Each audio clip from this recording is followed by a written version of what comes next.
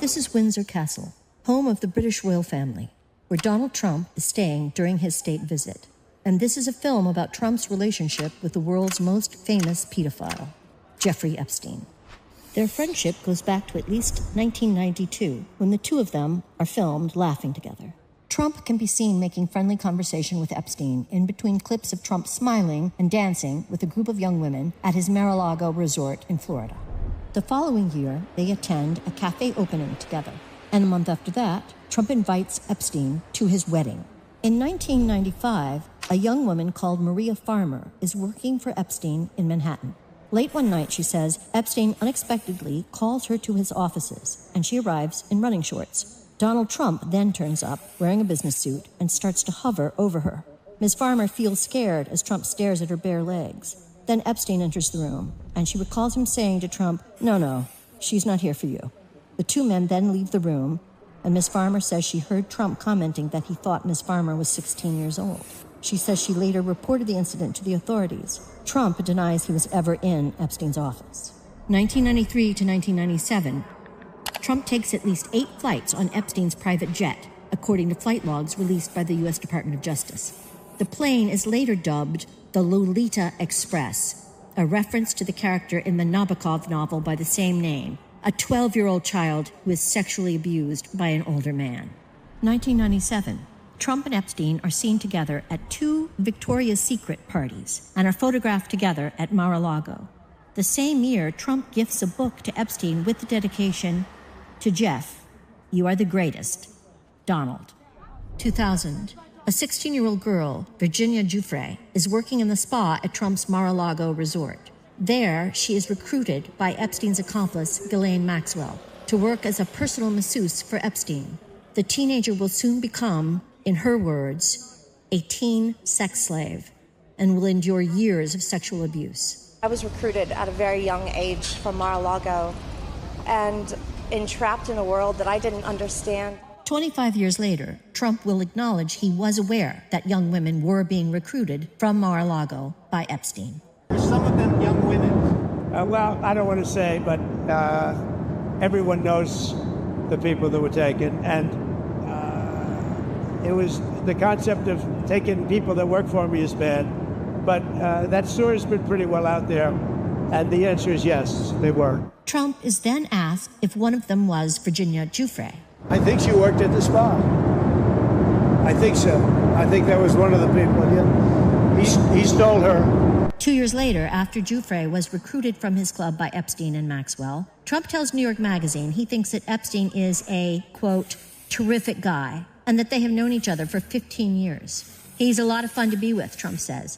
It is even said that he likes beautiful women as much as I do, and many of them are on the younger side.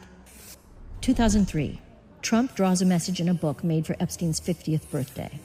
The drawing depicts a woman's breasts and is accompanied by text written by Trump to Epstein that includes the line, quote, "We have certain things in common, Jeffrey," end quote. Trump signs off by saying, quote, "Happy birthday, and may every day be another wonderful secret." A Donald signature is written in the place of pubic hair. 22 years later, Trump will begin legal action against the Wall Street Journal over their reporting of the drawing, claiming it doesn't exist. Epstein's estate then releases the drawing to Congress. Another entry in the birthday book contains a photo of Epstein holding a novelty check bearing Donald Trump's signature, along with a note suggesting Epstein, quote-unquote, sold Trump a woman for $22,500. It's unclear if the photo and accompanying note is a joke or not. 2004. The two men fall out, and their close relationship ends.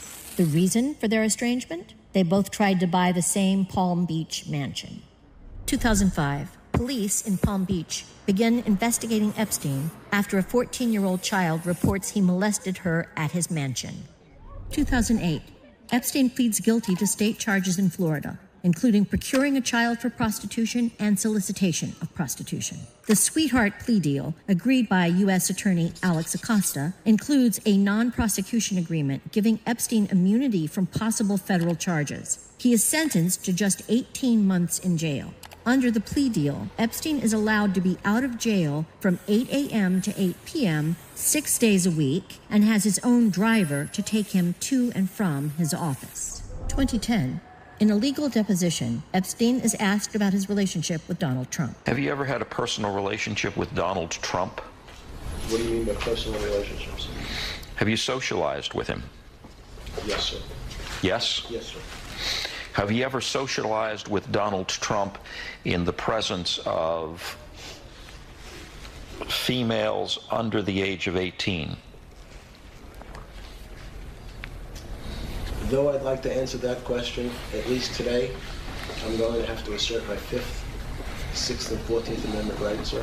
By the way, this was around about the time that Prince Andrew was photographed walking with Epstein in Central Park. 2016. According to award-winning CBS News producer Ira Rosen, Maxwell confirms to him that Epstein secretly taped his famous friends, including Trump and Bill Clinton. February 2017. Donald Trump, now President of the United States, nominates Alex Acosta, the man behind Epstein's sweetheart plea deal, to be his Secretary of Labor. August 2017. Epstein conducts a series of taped interviews with the journalist Michael Wolff, research for a potential book Wolff hopes to write. In the interviews, Epstein claims Trump first slept with Melania on the Lolita Express and also says he was Trump's closest friend for a decade. So how do you know this? That was closest, right? July 2019. Epstein is arrested in New York on federal sex trafficking charges. The truth about his decades-long history of child abuse is finally being widely reported. A month later, he's found dead in his jail cell. The authorities declare his death a suicide. 2020. Maxwell is charged with federal crimes for helping recruit underage girls for Epstein and participating in the abuse herself. Trump is asked about the charges and replies, I just wish her well, frankly. I've met her numerous times over the years, especially since I lived in Palm Beach, and I guess they lived in Palm Beach, but I wish her well. 2024. Asked about whether he would release the so-called Epstein files, information about Epstein's crimes, and potentially his famous accomplices, Trump seems unsure. Would you declassify the 9/11 files? Yeah. Would you declassify JFK files? Yeah. Would you, I did a lot of it. Would you declassify the Epstein files? Yeah, I would. All right. I guess I would. I think that less so because, you don't know. You don't want to affect people's lives if it's phony stuff in there because there's a lot of phony stuff with that whole world. 2025. Trump is now president again, and his administration blocks release of the Epstein files. It is soon revealed that his Attorney General, Pam Bondi, told Trump in May that his name is in the files before authorizing the release of a handful of transcripts only. Trump's one-time personal lawyer, now Deputy Attorney General Todd Blanche, then meets Ghislaine Maxwell in prison for 9 hours, amid speculation of a quid pro quo to protect Trump. Days later, Maxwell is moved to a low-security prison famous for its comfortable conditions and known as Club Fed. This is what we know. The President of the United States was a longtime close friend of America's most notorious child sex trafficker. He's alleged to be mentioned numerous times in the files arising from the investigation into that child sex trafficker. And now he is back in office. The U.S. federal government appears to be doing all it can to prevent the American public from learning fully about the president's relationship with the country's most notorious child sex trafficker. Now that president, Donald Trump, is sleeping here in Windsor Castle.